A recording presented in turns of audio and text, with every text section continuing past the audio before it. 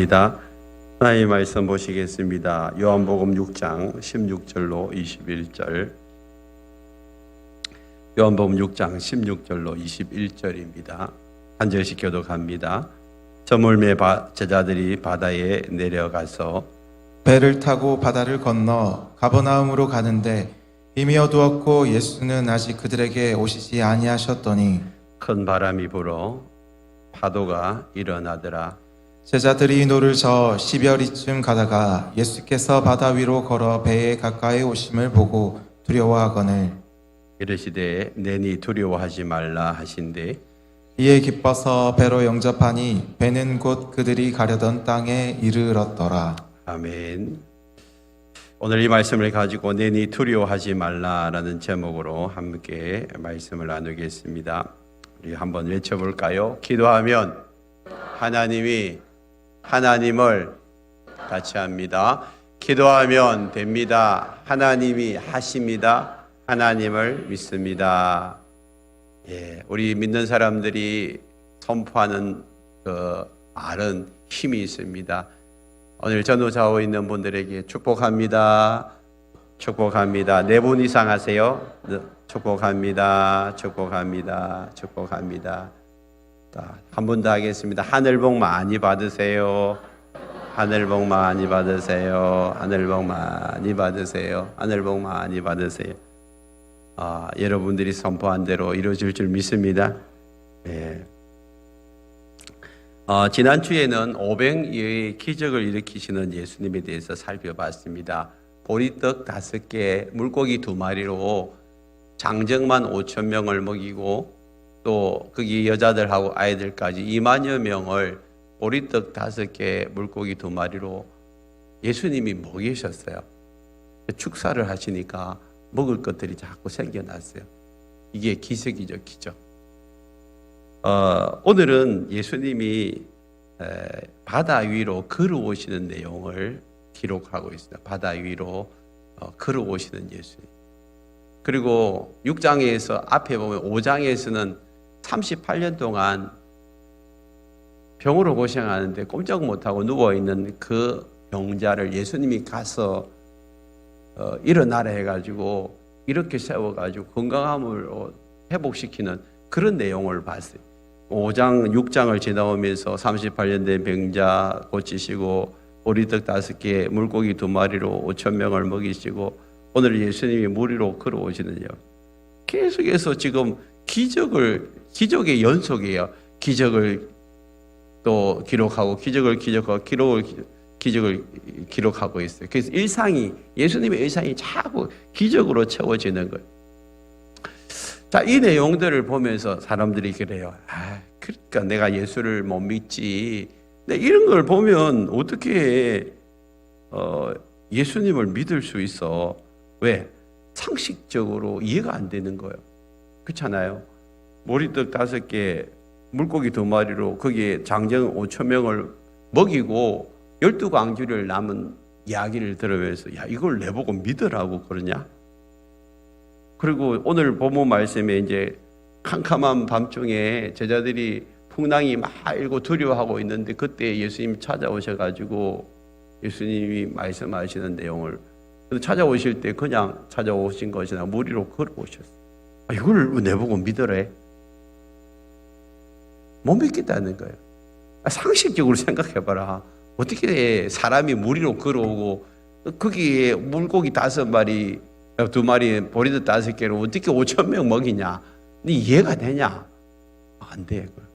이게 소설이고 이게 지어낸 이야기지. 어떻게 이걸 믿으라고 하냐라고 이제 생각합니다. 그래서 어떤 신학자들은 이제 이걸 억지로 믿게 하기 위해서 예수님이 실제로 걸어온 게 아니고 물 위로 걸어온 게 아니고 이렇게 해변가를 걸어가는데 배를 타고 이제 제자들이 보니까 막 풍랑을 막 일고 있는 그 보니까 예수님이 물 위로 걸어오는 것처럼 보여서 이렇게 기록한 거다. 그렇게 이제 해석을 달아 넣었는데 그러면 좀 그럴듯하지. 맞아. 그러면 뭐 이해할 수 있겠지라고 이제 이해시키고 설득시키려고 그렇게 이제 해석을 하는데 그러면 해변가를 지나가는 예수님 보면서 예수님을 유령이라 하면서 두려워하고 벌벌 떨 이유가 또 없어요. 예수님 가까이 오니까 막 그렇잖아요. 예수님 보고 난 다음에 제자들이 막 두려워했거든. 해변가를 지나가는데 뭘 두려워해요. 예수님 늘 보던 예수님인데.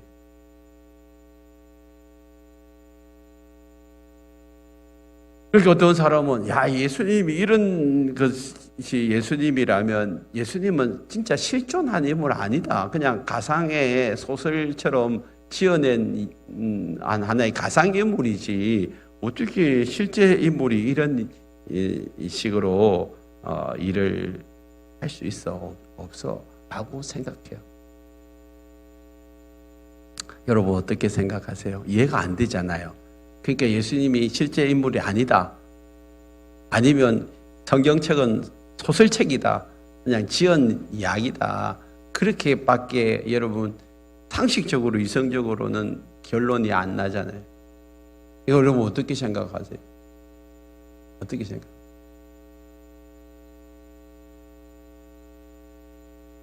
자, 이 모든 것들이 예수님이 기적을 일으키시는 분이라는 사실을 믿지 못하기 때문에 그래요. 기적을 일으키시는 분이라는 사실을 믿지 못하기 때문에. 기적이라는 것은 뭐예요? 우리의 힘과 우리의 능력으로 도저히 할 수 없는 어떤 일이 생겨나고 일어나는 일들이잖아요. 그럼 여러분들이 삶 속에서 기적은 일어납니까? 기적을 경험해 보셨어요? 여러분들의 힘과 능력으로 할 수 없는 그 무엇이 그냥 생겨나고 여러분들에게 주어지는 일들이 한 번이라도 있었어요? 없었어요? 그게 기적이라니까. 그러면 여러분 삶에서 그런 것들을 경험해 놓고 실제 그것을 일으키는 분이 계시다라는 사실을 인정하지 못한다면 그거 어불성성이잖아요. 어불성성. 오늘 본문의 앞에 보면 이제 15절에 보면 사람들이 예수님에게 억지로 임금을 삼으려고 했어요. 왜 그런 줄 아세요? 오병이의 기적을 자기들 눈앞에 보고 난 다음에 야, 도대체 이런 일을 어떻게 가능해? 이런 일이 가능하지 않는다는 사실을 알면서도 실제 자기들 눈으로 봤어. 그러고 난 다음에 야, 이 사람만 붙들고 있으면 우리 먹고 사는 문제는 해결되겠네 싶어가지고 예수님을 억지로 자기들이 임금 삼으려고 한다니까. 그러니까 예수님이 기적을 일으킨 원동력은 몰라. 어떻게 하기에 이 사람이 이런 기적을 일으키지? 자기들 이해를 못해요. 이해는 못하지만 실제로 오병이의 기적이 눈앞에서 일어나고 난 다음에 자기들은 뭐예요? 야, 이 사람만 붙들고 있으면 우리는 평생 먹고 사는 거 걱정 없어. 그러니까 그거 붙들려고 하는 거예요. 이해는 안 되지만 임금 삼아가지고 자기의 유익을 취하려고 하는 그런 모습을 여기서 볼 수가 있다는 것입니다. 여러분, 오늘 여러분 삶에 있어서 여러분 이런 일들이 우리 주변에 가끔씩 일어나요.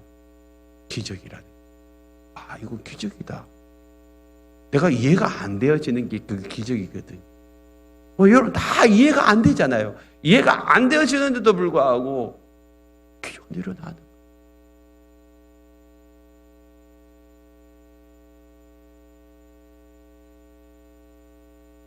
그렇다면 오늘 저와 여러분들이 이 순간에 예수님에 대해서 한번 생각을 한번 바꿔보십시오.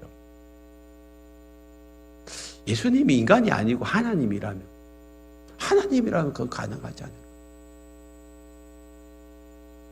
않아요. 우리 하나님은 어떤 하나님이세요? 천지를 창조하신 하나님. 창세기 1장 1절을 보면 하나님이 태초에 천지를 창조하셨다. 그때 창조하시는 내용들을 보면 있으라 하니까 그냥 있는 거예요. 빛이 있으라니까 빛이 있고 해달별이 있으라니까 있어. 여러분 그것이 안 믿어지면요 성경이 이제 안 믿어지는 거예요. 성경이 안 열리는 거예요. 그게 믿어지기 시작하면 그때부터 성경이 열려지기 시작하는 거예요. 그러니까 우리는 늘 우리의 생각이 옳고 우리의 상식이 모든 것을 결정해 내려고 합니다. 그래서 여러분 상식으로 생각하는 그 이상의 생각들이 여러분 진리일 수 있다면, 내가 생각하지 못하는 그 사실이 진리라면 이거 어떻게 하겠어요? 어떻게 하겠어요? 이걸 깨뜨리지 못하면요, 성경 속으로 들어올 수가 없어요. 하나님을 믿을 수가 없어요. 우리의 삶 속에서 되어지는 모든 일들이 여러분 머리로 다 이해하지 않지만 우리 눈앞에 나타나는 일들이 얼마나 많이 있어요. 제가 지난번에도 이야기했지만 여러분 우주가 존재한다는 거 여러분 인정하잖아요. 근데 우주가 여러분 다 이해가 됩니까? 천체 학자들이 맨날 밥 먹고 그것만 연구하는 학자들도 이 우주의 이론을 다 이해하지 못하고 이 우주를 설명하지 못하는데 여러분들은 어떻게 설명하시겠어요? 이해가 됩니까? 우주가. 근데도 눈으로 보고 있잖아요. 현실을. 우주라는 존재가 있다는 것. 해달별들을 설명을 못하면서. 그렇다면 그보다 더 크신 이 해달별을, 우주를 만드신 그 하나님을 여러분 머리로 다 이해를 할 수 있나요? 없잖아요. 그렇다면 우리가 해야 할 일은 뭐예요? 그냥 인정하고 받아들이는 거죠. 사실만 인정하고 성경에서 말씀하고 있는 거 인정하고 받아들이면 그때부터 이해가 되어지고 열려지고 이 깨달아지기 시작하는데요. 하나님이신 예수님이 이 땅에 사람의 몸을 입고 오시잖아요. 오늘 아침에 일어나셔서 큐티 말씀을 보셨는지 모르는데 오늘 아침에 제가 일어나서 보니까 누가복음 1장에 마리아가 잉태하는 내용이 나오더라고요. 천사가 와가지고 네 몸에 예수님이 잉태되어질 것이다. 난 남자도 모르는데 어떻게 잉태합니까? 아니, 성령이 내게 임하고 하나님의 능력이 너를 덮어버리면 잉태가 가능하다. 그래서 마리아가 주의 말씀 불가능한 거 없습니다. 주의 말씀대로 이루어지기를 원합니다. 그래가지고 잉태가 되어버렸더니 예수님이 오시는 그 순간부터 기적이라는 게, 예수님이 오시는 그 순간부터 예수님은 기적으로 오셨어요. 그리고 이 땅에 오셔가지고 모든 일상이 다 기적이라니. 기적. 죽은 나사로를 살려내시고 38년 병자를 고치시고 12해 혈류증을 앓는 여인을 고치시고, 그죠? 오늘 본문에 물 위를 걸어가시고 오병이의 기적을 행하시고 다 기적들이잖아요.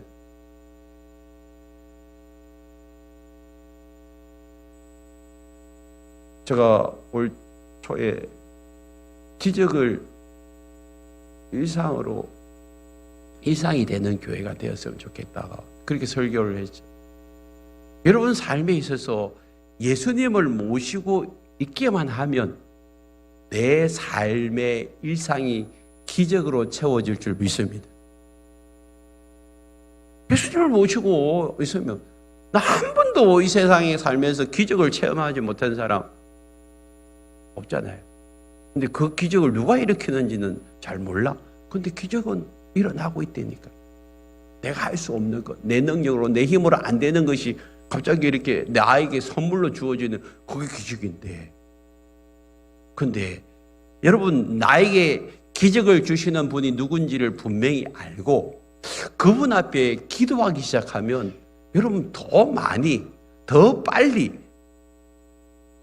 내 삶에 기적이 일어난다니까. 아멘. 저는 지난주에도 기적을 경험했고요. 우리 아이들도 기적을 경험하고 지금도 기적을 경험하고 있는 거예요.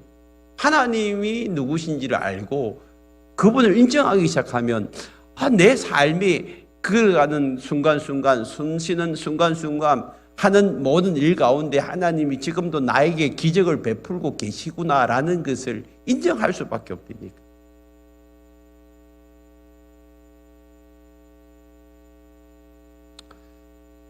오늘 본문은 예수님이 사람들이 너무 많이 몰려오니까 이제 사람들을 좀 떼어놓고 싶은 거예요. 예수님이 지금 그 사람들에게 매일 밥 먹여주기 위해서 오신 것이 아니잖아요. 영혼 구원하고 제자 삼으려고 왔는데 이 사람들 때문에 제자 훈련이 안 되는 거예요. 그래서 제자들에게 먼저 듣는데 가버나움으로 먼저 가라. 그래가지고 빨리 이제 보내고 난 다음에 예수님이 산으로 올라가시네. 따라오지 말라고, 내가 산에 가서 좀 기도 좀 해야 되니까 당신들 오지 말라. 그래가지고 다 불풀이 다 흩으셨어요. 해질 무렵에 사실은 제자들이 이 가버나움이라는 동네에 배를 타고 이제 가라고 예수님이 말씀을 하셨는데, 오늘 본문에 보니까 16절에 저물매 제자들이 바다에 내려가서 배를 타고 바다를 건너 가버나움으로 가는데 이미 뭐 하고요? 어두웠대요. 여러분, 요즘처럼 뭐 인공위성을 이용해 가지고 배를 타고 가면 아무 문제가 없죠.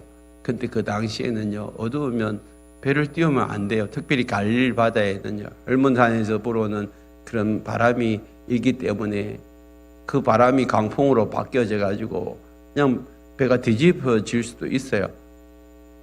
바람이 불면 이제 풍랑이 일잖아요. 파도가 넘실거리기 시작하면 그 배가 뒤집어지는 그런 것이 가끔 돌풍으로 나타나기 때문에 밤에 이렇게 배 타고 가는 게 참 위험해요. 근데 예수님이 밤중에 이제 배를 타고 가버나움으로 먼저 가라고 했는데 이미 컴컴해졌어요. 컴컴해졌어요.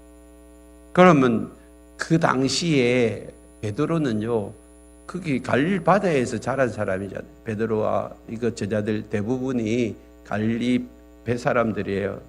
배를 타는 사람이고 그 생리를 그 동네에 살기 때문에 잘 알아요.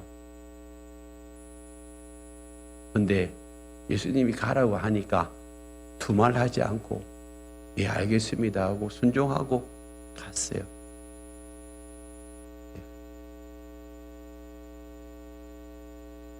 자, 이쯤 되면 예수님이 가라고 했으니까 우리를 지켜주시겠지. 이제 뭐 오늘은 풍랑을 잠잠하게 하시고 풍랑이 없게 해 주시겠지. 그런 이제 믿음으로 간 것 같아요. 어두워졌고 예수님은 아직 그들에게 오시지 아니했어요. 18절에 보니까 그런데 거기에 뭐가 불었어요? 큰 바람이 불고 파도가 일어나는, 이게 풍랑이죠. 풍랑이 일기 시작하고 바람이 불고 파도가 넘실거리기 시작하는. 여러분, 여기서 우리는 중요한 진리를 발견합니다. 예수님이 가라고 하신 곳, 또 그곳으로 갈 때에 그때라 할지라도 순종하고 가면 우리 앞에 여러분 평탄한 길, 꽃길만 열리는 것이 아니라는 거예요. 하나님이 우리에게 명령하시고 말씀하실 때에도 마찬가지예요. 우리는 하나님이 말씀하셨고 예수님이 말씀하셨기 때문에 우리가 이제는 가면 평안한 길만 열릴 것이다. 다 잘 될 것이고 문제 하나도 없을 것이고 어려움 하나도 없을 것이고 그걸 기대를 하는 거예요. 그거를. 근데 막상 하나님이 하라고 하신 일을 하고 있는데, 가라고 하신 거기를 가고 있는데 풍랑이 막 일기 시작하네요. 바람도 불고 그냥 폭풍과 쳐가지고 또 캄캄하고, 그리고 지금 현재 그들에게는 예수님도 안 계세요. 예수님이 하나님도 안 계신 것처럼 느껴지고 내 혼자 지금 이 길로 가는 것처럼 느껴지고 어려움 찾아오는 이런 일들이 내 앞에 펼쳐지는 거예요. 와, 내가 잘못했네. 그리고 하나님을 하겠어요. 하나님 분명히 말씀하시고 가라 했는데, 하라고 했는데 왜 순종하고 따라가는데 왜 이래 어려움들이 많냐고. 내 앞에 꽃길만 펼쳐질 줄 알았는데 왜 이렇게 험난한 일을 나에게 주냐고. 나 돌아갈래요. 나 안 할래요. 나 포기할래요. 나 던져버릴래요. 그런 사람들이 참 많아요. 예수님이 가버나움 먼저 가라고 했잖아요. 재촉해 가지 빨리 가라, 빨리 가라. 그랬으면 그 시간대에는 풍랑이 안 일어나야죠. 근데 막 풍랑이 일어나가 그들을 삼킬 듯이 덤벼드는 것입니다. 지금 여러분 신앙생활 하는데 예수님이 하라고 하시는데 주의 명령 따라서 순종하고 가는데 여러분 인생에 풍랑이 일어나고 있지는 않습니까? 캄캄하고 어둡고 바람은 세고 파도는 넘실거리고 있고 그걸로 인해서 두려움이 찾아오고 있지는 않습니까? 심지어 하나님이 안 계신 것처럼 나를 외면한 것처럼 그렇게 생각하고 있지는 않습니까? 가만히 보십시오. 제자들을 그 어둠 속에 집어넣으시고 또 풍랑이 일어나는 것을 예수님이 예측했을까요? 안 했을까요? 지금 그 모든 상황을 세팅하신 분은 누구예요? 예수님이잖아요. 예수님이 지금 알고 제자들에게 오늘 저녁에는 어둠 가운데 훈련하는 그 과정에 제자 훈련시키는데 예수님은 실제적으로 모아놓고 그냥 말씀만 전하신 분이 아니었어요. 저도 착하게 했어요. 20년 동안 우리 교인들 제자 훈련한다고 훈련한 것이 그냥 앉아가지고 성경 공부 가르치는 것이 그게 제자 훈련이라고 착각했어요. 근데 예수님은 제자 훈련을 앉아가지고 말씀만 가르치신 분이 아니고 실제적으로 현장 가운데 들어가가지고 그 현장 속에서 체험하게 만드는 분이 예수님이라니까. 지금 예수님이 제자들을 데리시고 말씀을 가르치고 그 다음에 오병이의 기적을 보여주시고 그 다음에 실제적으로 자기들이 죽을 수도 있는 바닷속으로 예수님이 집어넣으시고 배를 타고 가게 만드시고 그 다음에 풍랑을 일게 만들어가지고 두려움에 떨게 만드시는 거예요. 뭐 하시려고 예수님이 풍랑 가운데에 제자들을 집어넣었을까요? 첫 번째로 롤러코스터 태워주려고. 여러분 그게 아니잖아요. 예수님이 제자들을 롤러코스터 태워가지고 막 그 속에서 재미있게 하시게 위함이 아니잖아요. 그건 뭐예요? 뭐 하기 위해서? 훈련시키기 위해서. 지금 제자 훈련 중이란 말이에요. 실제 상황 속에서. 자, 이런 훈련을 하시는 이유가 뭘까요? 군대에서 훈련을 시키는 이유가 뭐예요? 군대에서 군인들을 훈련시키는 실제 여러분 이 해병대들은요 진짜 죽지 않을 만큼 물에 집어넣잖아요. 그러다가 끄집어내고 강한 군사로 훈련시키기 위함입니다. 그러면 예수님도 마찬가지예요. 일반 제자들이 아니라 예수님의 12제자잖아요. 12제자를 진짜 훈련시키기 위해서 주님의 강한 군사로 훈련시키기 위해서. 그러면 이때 제자들이 할 수 있는 일은 뭘까요? 아무것도 없어요. 바다 속에서 풍랑이 난 그 풍랑 속에서 그들이 할 수 있는 일은 물론 오늘 본문에 그들이 열심히 19절에 보니까 제자들이 노를 저어서 빨리 그러면 건너가자고 노를 저었는데 12열이 좀 갔어요. 12열이가 뭐예요? 4km 한 4km 정도. 그래서 열심히 했어요.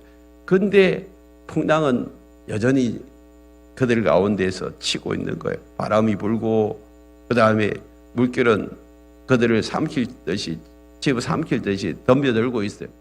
여전히 그들은 불안에 떨고 있습니다. 아무리 노력하고 애써도 문제는 해결될 수가 없어요.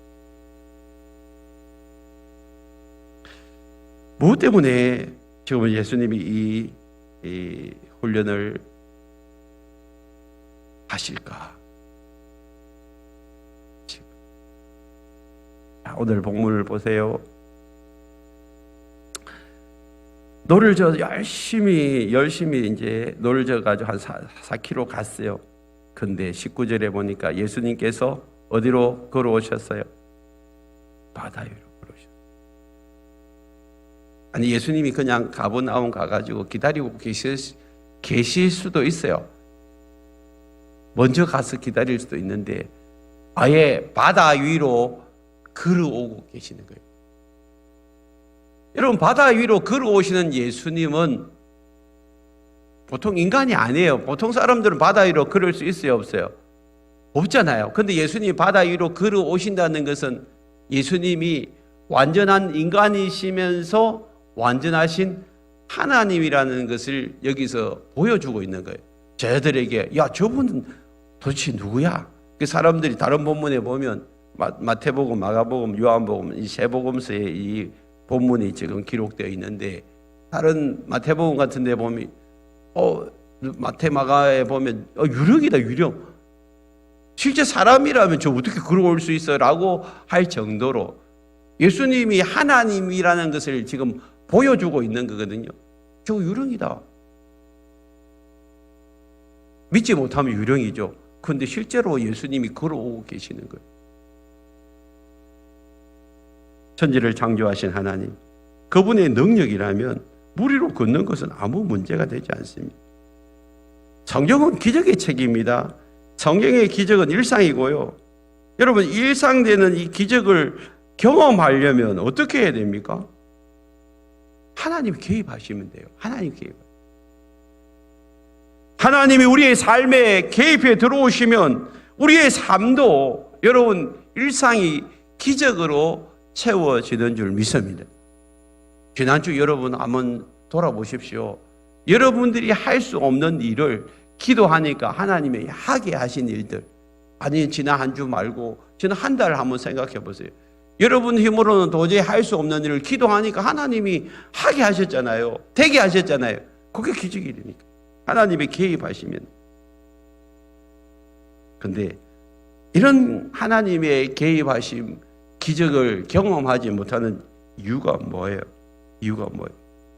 예수님이 바다 위로 걸어오실 때 가까이 오시는데 그 오심을 보고 뭐 했어요? 제자들이 두려워해요.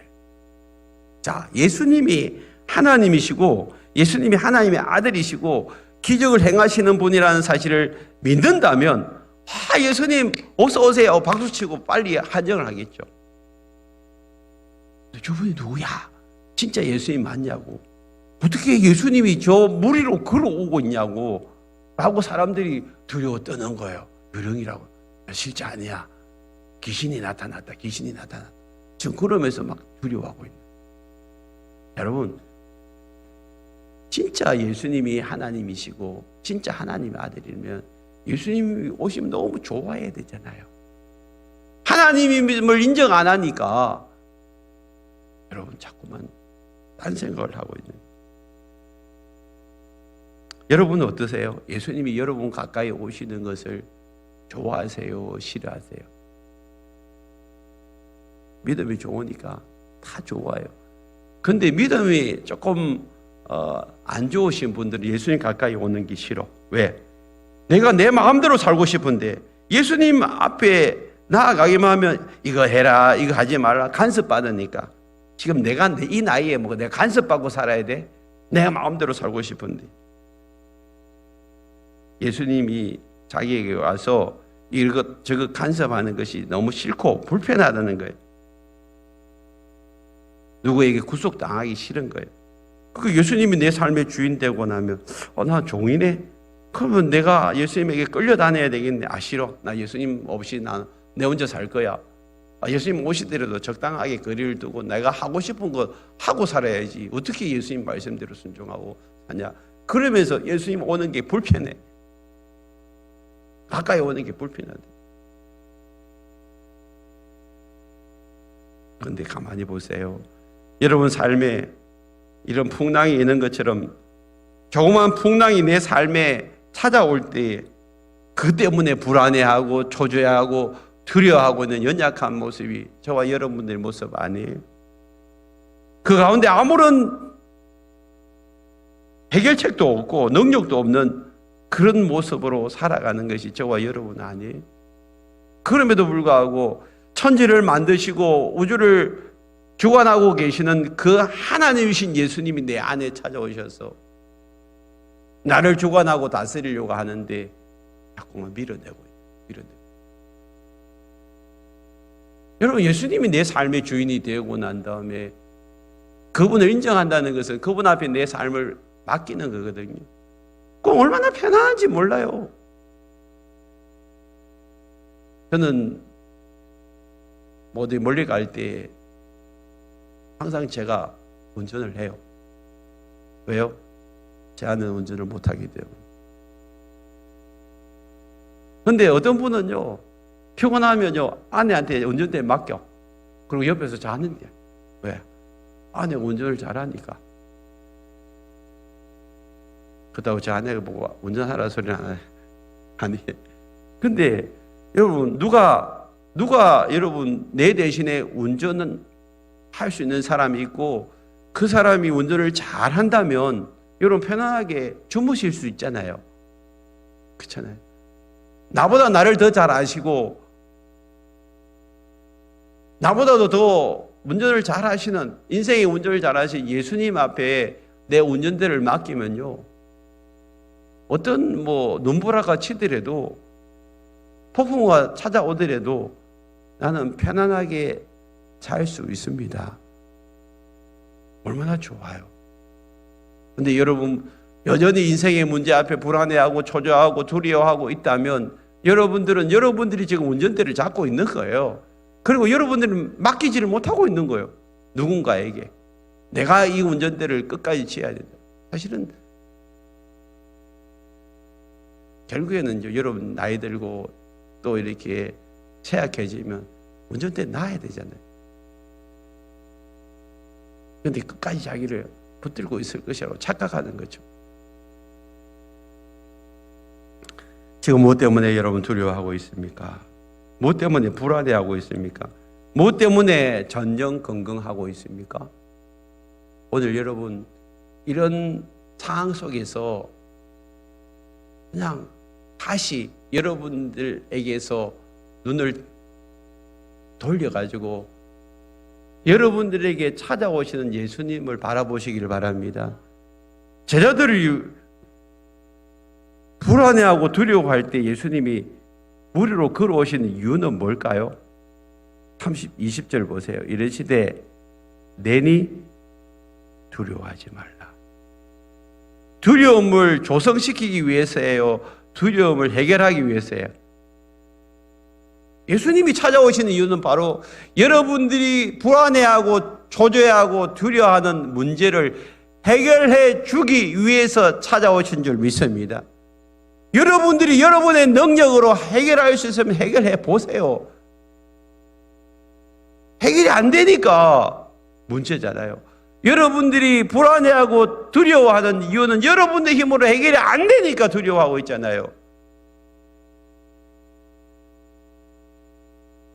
그런데 예수님이 지금 여러분들에게 그 문제를 해결해 주기 위해서 찾아오신 줄 믿습니다. 오늘 여러분 한번 맡겨보세요. 한번 맡겨버리니까 예수님이 제자들에게 내니 나다 나니까 두려워하지 마라. 나에게 한번 맡겨라. 그 말씀을 지금 하고 있는 것입니다. 찾아오셔서 예수님이 지금 말씀하고 계시거든요. 두려움에 떨고 있는 제자들에게 말씀하신 예수님, 그 예수님에게 여러분 맡기면 돼요. 모세가 죽고 난 다음에 여호수아가 지금 200만이나 되는 이 사람들 어떻게 지금 해야 될지 몰라가 벌벌 떨고 있을 때 하나님이 찾아오셔서 여호수아에게 이런 말씀을 해요. 여호수아 1장 9절에 보면 내가 네게 명령한 것이 아니냐, 강하고 담대하라, 두려워하지 말고 놀라지 말라, 내가 어디로 가든지 내 하나님 여호와가 너와 함께 하느니라. 아멘. 여러분, 두려워하고 놀라는 이유는 하나님이 나와 함께 하고 계신다는 것을 인지하지 못하기 때문에요. 여러분들이 하나님이 함께 하고 계신다는 사실을 믿는다면 두려워할 이유가 있어요, 없어요? 어린 아이들 보세요. 엄마 품에 안겨 있는 그 젖먹이 아이들을 보세요. 그 젖먹이 아이들이 엄마 품속에만 가면 울음을 뚝 그쳐요. 아무 걱정 없이. 너무 편안하게 잘 자요. 그 아이들에게 무슨 두려움이 있겠어요? 근데 우리는 어떻게 해요? 주님이 품 안에 우리가 안긴다면 저때 나이처럼 불안하고 두려워하지 않을 거예요. 그런데 우리는 지금 주님의 품 안에 있음에도 불구하고 불안하고 초조하고 두려워한다면 여러분의 삶의 문제를 지금 예수님에게 맡기지를 못한 거죠. 이사야 41장 10절에서도 하나님은 이렇게 말씀하십니다. 두려워하지 말라. 내가 너와 함께 합니다. 놀라지 말라. 나는 네 하나님이 됩니다. 내가 너를 굳세게 하리라. 참으로 너를 도와주리라. 참으로 나의 오른손은 너를 붙들리라. 할렐루야. 주님이 이렇게 하시려고 여러분들에게 찾아오신 거잖아요. 두려워하지도 말고 놀라지도 말고 주님이 너를 굳세게 할 것이고 도와줄 것이라고 말씀하고 있는 거예요.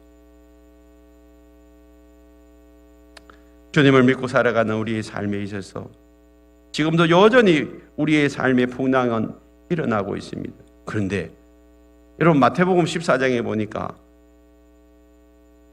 베드로가 이 상황 속에서 풍랑이 막 일어나요. 그런데도 불구하고 마태복음 14장 28절에 보면 이렇게 말하면 주여, 이제 여기는 안 나오는데 마태복음에 나와 있어요. 주님, 만약 주님이시라면 예수님이라면 나를 명하사 무리로 오라 하소서. 예수님이 걸어가시는 무리로 걸어가는 그 장면을 보고 뚱딴지같이 또 베드로 자기도 걷고 싶은 거예요. 자기도 걷고 싶은데 그냥 막 뛰어내리지 않았어요. 막 뛰어내리면 어떻게 될까요? 물에 막 뛰어내리면 빠져 죽죠. 그럼 실수해 해볼까? 해운대 앞바다 가가지고. 그건 알았어요. 베드로가 막 뛰어내리면 여기 죽는다는 사실. 그래서 예수님에게 부탁한 거예요. 나로 하여금 좀 나도 물 위에 걸을 수 있도록 좀 오라고 좀 해주세요.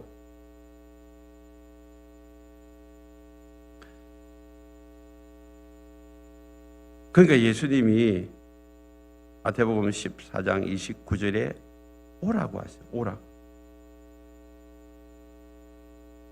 29절에 보면 오라 하시니 베드로가 배에서 내려 어떻게 해요? 물을 걸었대요. 예수님은 하나님이시니까 물 위로 걷는다고 하죠. 그런데 베드로는 사람이잖아요. 그런데 물 위로 걸었대. 그런데 언제 걸었어요?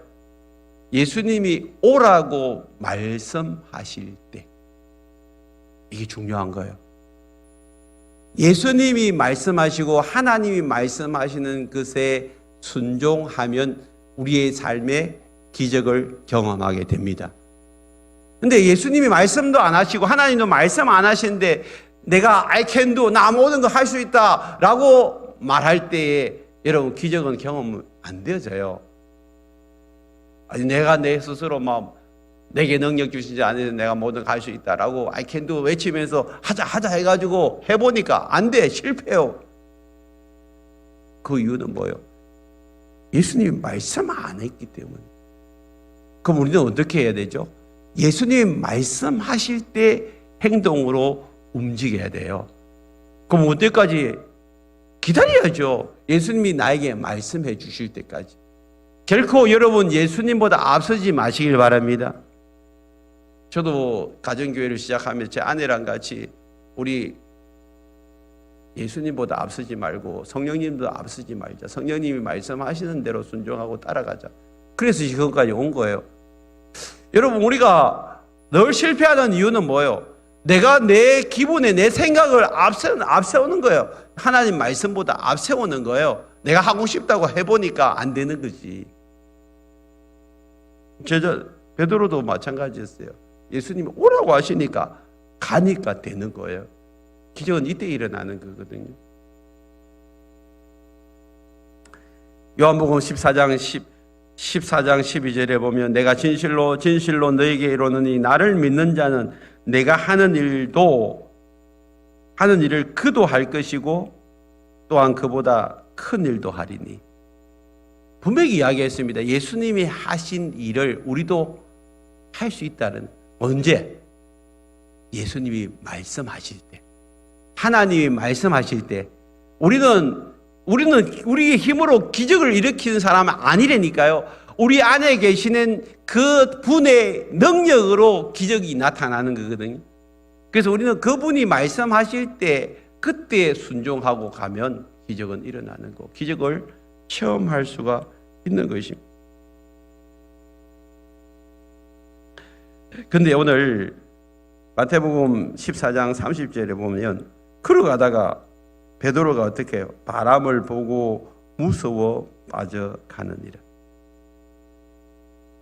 우리의 삶 속에서, 우리 신앙생활에서 여러분, 하나님으로 인하여 기적을 경험하고 하나님 때문에 성전가를 부르고 승리하는 삶을 살다가 무너지는 이유가 바로 여기 있어요. 하나님을 계속해서 바라보고 말씀대로 순종하며 나아가면 하나님이 기적을 일으키시고 내 삶을 붙잡아 주시고 인도해 주시고 하나님이 승리의 길로 우리를 이끌어 주실 터인데 뭘 보죠? 환경을 보는 거예요. 파도를 보는 거예요. 바람을 보기 시작합니다. 내 삶에 지금 풍랑이 있는 그걸 보기 시작하니까 내 마음속에 의심이 생기고 두려움이 생기고 또 염려가 생기는 거예요. 그러니까 갑자기 걷다가 물에 푹 빠져요. 주여 나를 구원해 달라고 그렇게 소리치고 있잖아요. 지금 여러분들이 주의 말씀 듣고 순종하고 가다가 또 물에 빠질 수 있어요. 내 안에 두려움이 찾아올 수 있어요. 그때마다 우리가 해야 될 일은 뭐예요? 주님 바라보는 거예요.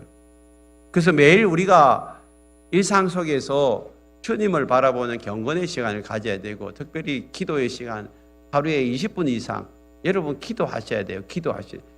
기도하는 것은 뭘까요? 하나님 바라보고 하나님 음성을 듣는 시간이거든요. 하나님의 음성을 듣는 시간, 하나님 의지하는 거고 하나님께 맡기는 시간이 기도하는 시간입니다. 그럴 때에 하나님이 어떻게 합니까? 21절을 보세요. 이에 기뻐서 배로 용접하니 배는 꼭 그들이 가려던 땅에 이르렀다. 예수님을 배 가운데로 용접하는 거예요. 그러니까 그들이 가려던 땅에 이르게 된 거죠. 시편 107편 28절에서 31절까지도 이렇게 말씀하고 있습니다. 이에 그들이 그들의 고통 때문에 여호와께 부르짖음에 그가 그들의 고통에서 그들을 인도하여 내시고 광풍을 고요하게 하사 물결도 잔잔하게 하시는도다. 그들이 평온함으로 말미암아 기뻐하는 중에 여호와께서 그들이 바라는 항구로 인도하시는도다. 여호와의 인자하심과 인생에게 행하신 기적으로 말미암아 그를 찬송할지로다. 고통이 결국에는 뭐예요? 부러지고, 고통 때문에 부러지고, 그 다음에 부러지니까 기도하니까 하나님이 광풍을 고요하게 하시고 물결을 잔잔하게 하셔서 그들이 바라는 항구로 인도하고 기적과 능력을 경험하고 하나님을 찬송하는 거예요. 그럼 고통이 뭐예요? 찬송으로 바뀌어지잖아요. 그 가운데 뭐가 있나요? 기도가 있나요? 기도. 오늘 여러분들의 삶에 지금 풍랑이 일고 있습니까? 그 풍랑을 이제 찬송으로 바꾸려면 어떻게 해야 됩니까? 기도해야 합니다.